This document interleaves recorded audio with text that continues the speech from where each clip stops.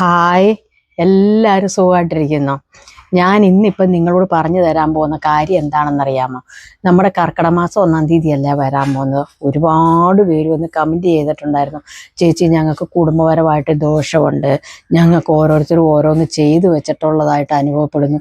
പലയിടത്തും പോയി നോക്കിക്കഴിയുമ്പം നിങ്ങളുടെ ശത്രുക്കൾ നിങ്ങളുടെ കുടുംബത്തിൻ്റെ അകത്ത് തന്നെയുള്ളതാ, അല്ലേ ബന്ധുമിത്രാദികളാ, അല്ലെങ്കിൽ തൊട്ടടുത്തുള്ളവരൊക്കെ ആകാം എന്നൊക്കെ ഇവർ പറയുന്നുണ്ടെന്ന് പറഞ്ഞു. കറക്റ്റായിട്ട് ആരാ എന്താണെന്നൊന്നും പറയുന്നില്ല. ഞങ്ങൾ എന്ത് ചെയ്താലും അവിടെ എല്ലാം അതിന് തടസ്സമാണ്. ഇപ്പോൾ ഒരു കാര്യത്തിന് പോവുകയെന്ന് കൂട്ടിക്കോ, അപ്പോൾ പകുതി ഇടവരെ പോയി കഴിയുമ്പോൾ അയ്യോ ഞാൻ ആ സാധനം എടുത്തില്ലല്ലോ, അല്ലെങ്കിൽ അവിടെ കൊണ്ടുപോയി ഓഫീസിൽ കാണിക്കേണ്ട സാധനമായിരിക്കും, എന്നിട്ട് വീണ്ടും പുറകോട്ട് തിരിച്ചു വരുമെന്ന് പറഞ്ഞു. അന്നത്തേന് പിന്നെ ആ കാര്യം നടക്കത്തില്ല. എന്ത് കാര്യത്തിന് പോയാലും തടസ്സം തന്നെയാണെന്ന് പറഞ്ഞു. അപ്പം കുടുംബത്തും ഒരു സൂര്യവും സ്വസ്ഥതയും സമാധാനവും ഒന്നുമില്ല. ഒരു ജോലിക്ക് പോകാൻ പറ്റുന്നില്ല, ഒരു ജോലിക്ക് അപേക്ഷിച്ചിട്ടുണ്ട് ജോലി കിട്ടുന്നില്ല, കല്യാണക്കാര്യത്തിന് തടസ്സം വരുന്നു, കല്യാണം ഓരോരുത്തർ മുടക്കി കളയുന്നു, അനാവശ്യമായ കാര്യങ്ങളൊക്കെ പറഞ്ഞ്. അതുപോലെ വസ്തു വിൽപ്പനയ്ക്ക് അഡ്വാൻസ് കാശ് കൈ കിട്ടിയിട്ട് വരിക, അതുവരെയും മുടങ്ങിപ്പോണമെന്ന് പറഞ്ഞു. പിന്നെ കൊച്ചുങ്ങൾക്ക് സ്കൂളിൽ പോകാൻ മടി വരുന്നു. കുടുംബത്തിൽ നിസാര കാര്യത്തിന് വരെയും തമ്മിത്തല്ലും അലമ്പും ആലോക്യവും. നിസാര പ്രശ്നമായിരിക്കും, നേർക്ക് നേരെ നോക്കിയാൽ പോലും വഴക്കാന്നാണ് പറയുന്നത്. അപ്പോൾ ഇതിനെല്ലാം ഒരു പരിഹാരം വല്ലതും പറഞ്ഞു തരാൻ പറ്റുമോ എന്ന് ചോദിച്ചു. അപ്പം ചിലയിടത്ത് ചെന്ന് നോക്കിക്കഴിയുമ്പോഴത്തേനും അവർ 10,000 50,000 ഒക്കെ രൂപയുടെയൊക്കെ ഓരോ ഹോമങ്ങളും ഓരോ വഴിപാടുകളും ഒക്കെയാണ് ഓരോ ജ്യോത്സ്യന്മാർ പറയുന്നത്. അമ്പലത്തിലൊക്കെ ആണെങ്കിൽ പോകുന്ന കാര്യം പറയുകയാണെങ്കിൽ നമ്മുടെ നാട്ടിൽ എങ്ങും ഇല്ലാത്ത അമ്പലത്തിൽ, അതും ആ അമ്പലത്തിലെ ഏറ്റവും വലിയ കൂടിയ വഴിപാടുകളൊക്കെയാണ് ചേച്ചി പറയുന്നത് ഉണക്ക് ചെറുതായിട്ട് സിമ്പിളായിട്ട് എന്തെങ്കിലും ഒരു കാര്യം പറഞ്ഞു തരാൻ പറ്റുമോ ചേച്ചി എന്നും ചോദിച്ചുകൊണ്ട് ഒരുപാട് പേരെനിക്ക് കമൻറ്റ് ചെയ്തിട്ടുണ്ട്. അതുപോലെ തന്നെ ഞങ്ങളും പല പല കാര്യങ്ങൾ ചേച്ചി പറഞ്ഞത് ഞങ്ങൾ ചെയ്തിട്ട് ഞങ്ങൾക്ക് ഫലമുണ്ടായിട്ടുണ്ട്. അതുപോലെ തന്നെ മിഥുന മാസം 1-ാം തീയതി ചെയ്യേണ്ട കാര്യം എന്നും പറഞ്ഞുകൊണ്ട് ചേച്ചി ഒരു കാര്യം പറഞ്ഞു തന്നിരുന്നല്ലോ, അത് ചെയ്തിട്ട് ഞങ്ങൾക്ക് അതുപോലെ തന്നെ ഫലം കണ്ട് ചേച്ചി ഒരുപാട് നന്ദിയുണ്ട്. ചേച്ചി താമസിക്കുന്ന എവിടെയാ ഒന്ന് കാണാൻ വരാനെന്നൊക്കെ പറഞ്ഞുകൊണ്ട് എനിക്ക് ഇൻസ്റ്റയിൽ എല്ലാവരും എനിക്ക് കമൻറ്റ് ചെയ്തിട്ടുണ്ട്. ഞാൻ പറഞ്ഞല്ലോ, ഇൻസ്റ്റയിൽ വന്ന് ഒരുപാട് പേരുടെ കമൻ്റ് ഉണ്ട്, കോളിംഗ് ഉണ്ട്, എനിക്ക് തിരിച്ച് വിളിക്കാൻ പറ്റിയിട്ടില്ലാത്തവരേ ഉണ്ട്. അതുപോലെ കമൻറ്റിന് മെസ്സേജ് തരാനും പറ്റും. എനിക്ക് അമ്മച്ചിക്ക് ഈയിടെയായിട്ട് തീരുമാനം സുഖമില്ലായിരുന്നു. അതുപോലെ തന്നെ എനിക്കും ചില പ്രശ്നങ്ങളുണ്ടായി. അതിൻ്റെ പേരിലൊക്കെയാണ് ഇപ്പം ഞാനൊന്ന് ലൈവിൽ വരാത്തതും, അല്ലെ നിങ്ങളുടെ കമൻറ്റിനോ അല്ലെ കോളിനോ ഒന്നും മെസ്സേജ് തരാത്തത്. അതിൻ്റെ അകത്തൊന്നും ആരും പരിഭവിക്കുകയും പിണങ്ങുകയും ചെയ്യരുത് കേട്ടോ. എൻ്റെ സമയം പോലെ ഞാൻ ഇച്ചിരി താമസിച്ചാലും നിങ്ങൾ ഓരോരുത്തരെ വിളിക്കുകയും കമൻറ്റിന് മെസ്സേജ് തരികയും ചെയ്യും കേട്ടോ. അപ്പം നിങ്ങളുടെ പ്രശ്നം എന്തുമായിക്കോട്ടെ, കുടുംബത്ത് ദോഷമായിക്കോട്ടെ, അല്ലെ വാസ്തുദോഷമായിക്കോട്ടെ, പിന്നെ അതല്ല കല്യാണക്കാരുമോ, നിങ്ങളുടെ പ്രശ്നം എന്തായിക്കോട്ടെ. പിന്നെ ചിലർക്ക് ഭയങ്കര ഒരു വിശ്വാസമുണ്ട്, ചിലരങ്ങ് ജ്യോത്സ്യന്മാരും മറ്റവരും മാങ്ങാത്തോലും പറഞ്ഞങ്ങ് വിശ്വസിപ്പിച്ചേക്കുമായിരിക്കും. മുസ്ലിങ്ങൾ വന്ന് കൊണ്ട് കൂടോത്രം ചെയ്യിപ്പിച്ചതായിരിക്കും, അല്ലെ ഹിന്ദുക്കൾ എവിടെയെങ്കിലും പോയി അല്ലെ കുടുംബക്കാർ പോയി കൂടോത്രം ചെയ്തതായിരിക്കും, അല്ലെ ആരെങ്കിലും എന്തെങ്കിലും കൂടോത്രം ചെയ്ത് നിങ്ങളുടെ പറമ്പിൽ കുഴിച്ചിട്ടിട്ടുണ്ട്, അല്ലെ നിങ്ങളുടെ നടവശത്ത് കുഴിച്ചിട്ടിട്ടുണ്ട്. നിങ്ങൾ അത് മറികടന്നിട്ടുണ്ടാകും. ആ സാധനം അവിടെ ഇരിക്കുന്നിടത്തോളം കാലം നിങ്ങളുടെ കുടുംബം രക്ഷപ്പെടത്തില്ല. രോഗങ്ങളും മരണങ്ങളും അസുഖങ്ങളും ആറ്റൊഴിയത്തില്ല. കുടുംബ പ്രശ്നവും എല്ലാം നിങ്ങൾ തല്ലി പിരിയും. മക്കളും അപ്പനും അമ്മയും കുടുംബക്കാരും എല്ലാം തല്ലിപ്പിരിഞ്ഞ് നാല് വഴിക്കാകും എന്നൊക്കെയാണ് പറയുന്നത്. അതിനെല്ലാം ഞാൻ നിങ്ങളോടൊരു കാര്യം പറയാം. നിങ്ങൾക്ക് വിശ്വാസം ഉണ്ടെങ്കിൽ ഞാൻ ഈ പറയുന്നത് പോലെ ചെയ്ത് കഴിഞ്ഞാൽ ഉറപ്പായിട്ടും നിങ്ങൾക്ക് അതിൻ്റെ മാറ്റം നിങ്ങൾക്ക് അനുഭവിച്ചറിയാൻ പറ്റും. ഇനിയിപ്പോൾ കർക്കിടക മാസം 1-ാം തീയതി അല്ലേ വരുന്നത്. ഞാനിതിന് തൊട്ടൊരു ദിവസം ഞാനൊരു മുമ്പൊരു വീഡിയോ ഇട്ടിട്ടുണ്ടായിരുന്നു. കർക്കിടക മാസത്തിൽ 1-ാം തീയതിക്ക് മുമ്പായിട്ട് നിങ്ങൾ ചെയ്യേണ്ട കാര്യങ്ങൾ, ആ കാര്യങ്ങളെല്ലാം നിങ്ങൾ വീടും പേരെയെല്ലാം ശുദ്ധവൃത്തി ചെയ്യുക, ഒഴിവാക്കേണ്ട കാര്യങ്ങൾ ഒഴിവാക്കുക, നോയമ്പ് വേണം എന്നൊക്കെ ഞാൻ പറഞ്ഞിട്ടുണ്ടായിരുന്നു. അപ്പം ഞാൻ ഈ പറയുന്ന കാര്യം വളരെ ശ്രദ്ധയോടെ കേൾക്കണം.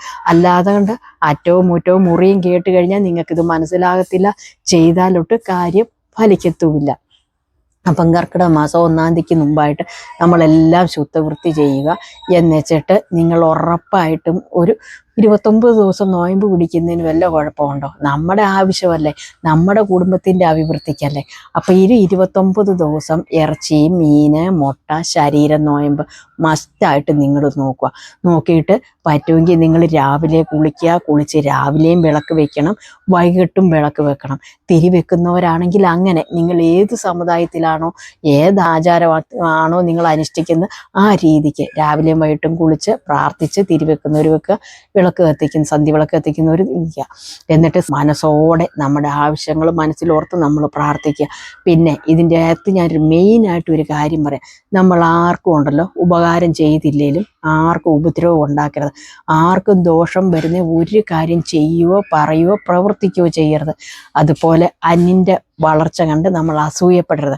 കാരണം നമ്മുടെ അയൽവക്കം നന്നായി കിടന്നാല നമുക്കൊരു നേരത്തേനില്ലെങ്കിൽ നമുക്ക് അവരോട് ചെന്ന് ചോദിച്ചാൽ നമുക്ക് കിട്ടത്തുള്ളൂ, നമുക്കൊരു സഹായമുണ്ട്. അതുകൊണ്ട് നമ്മൾ പ്രാർത്ഥനയിൽ എപ്പോഴും നമ്മുടെ അയൽവക്കവും നന്നായി കിടക്കാൻ വേണ്ടി പ്രാർത്ഥിക്കണം, നമ്മുടെ ബന്ധുമിത്രാദികളും നന്നായി കിടക്കാൻ വേണ്ടി പ്രാർത്ഥിക്കണം. നമ്മുടെ മനസ്സിലൊരു കുശുമ്പോ കുന്നായ്മയോ ഒന്നും പാടില്ല കേട്ടോ. അപ്പം കർക്കിടമാസം രാവിലെ കുളിക്കാൻ പറ്റുന്നവർ കുളിച്ച് രാവിലെയും വിളക്ക് വെക്കുക, വൈകിട്ടും വിളക്കുക.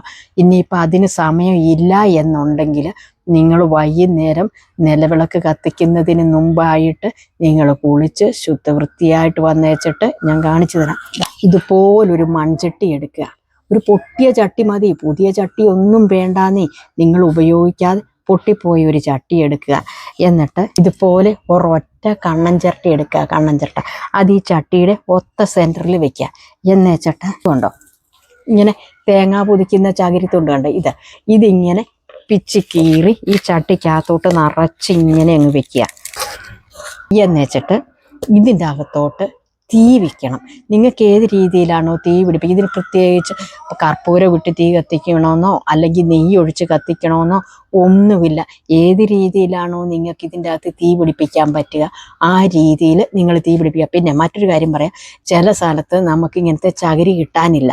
ചില ഈ ഫ്ലാറ്റിലൊക്കെ താമസിക്കുന്നവരോ അല്ലെങ്കിൽ തെങ്ങോ ഇതൊന്നും ഇല്ലാത്തവർക്ക് ചകിരി കിട്ടാൻ, അങ്ങനെയുള്ളവർ ചെറിയ കഷ്ണം വിറകുകൾ ഇത്രച്ചേ നീളത്തിൽ നമ്മൾ ഈ ചിലപ്പോൾ പണ്ടൊക്കെ ഈ സവോളപ്പെട്ടിയൊക്കെ കിട്ടുമ്പം ചെറിയ ചെറിയ ഇങ്ങനെ പെട്ടികൾ കിട്ടത്തുണ്ടായിരുന്നല്ലോ, ഈ കനം കുറഞ്ഞ ഫ്ലൈവുഡിൻ്റെ പെട്ടി. ഇപ്പം വിറകില്ലാത്തവരുടെയും കാര്യമാണ് ഞാൻ പറയുന്നത്.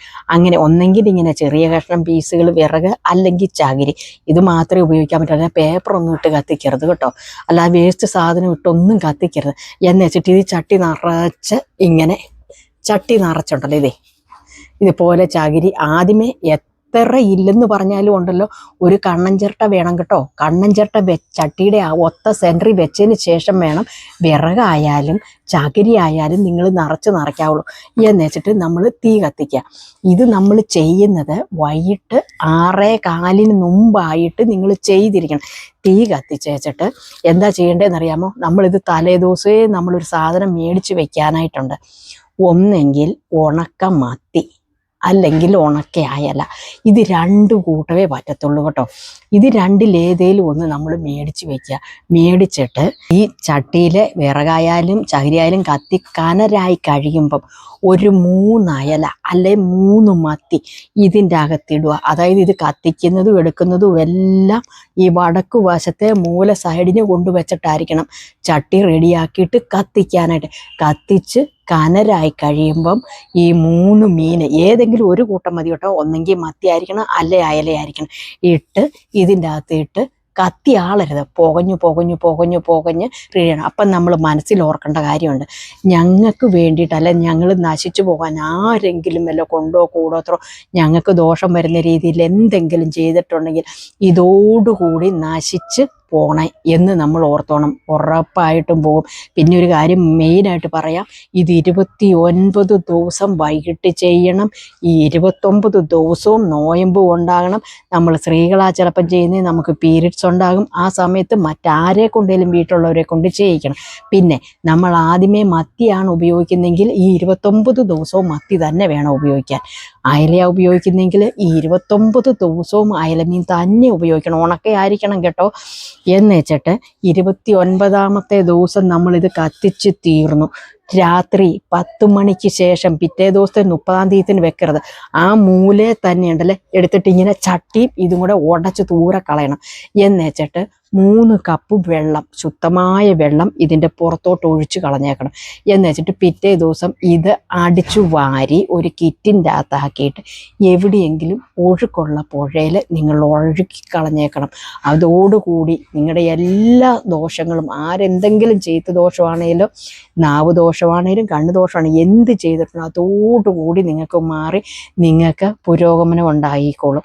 ഇതിന് പ്രത്യേകിച്ച് ആ അയലയുടെ പൈസയുടെ മുടക്കേ ഉള്ളൂ. അല്ലാതെ 1000 50,000 ഒന്നും ആരും പറയുന്ന കാശ് മുടക്കേണ്ട കാര്യമില്ല കേട്ടോ. അപ്പം നിങ്ങളെല്ലാവരും ഇങ്ങനെ ഒന്ന് ചെയ്യുക. ഇങ്ങനെ നിങ്ങൾ ചെയ്തിട്ടുള്ളവരും അറിയാവുന്നുള്ളവരും അതുപോലെ തന്നെ എന്തെങ്കിലും സംശയമുള്ളവരും കമൻറ്റ് ബോക്സിൽ വന്ന് കമൻറ്റ് ചെയ്യാൻ മറക്കല്ലേ. Tata bye bye. ഓക്കെ, മറ്റൊരു വീഡിയോയിൽ മറ്റൊരു ദിവസം വീണ്ടും കാണാം.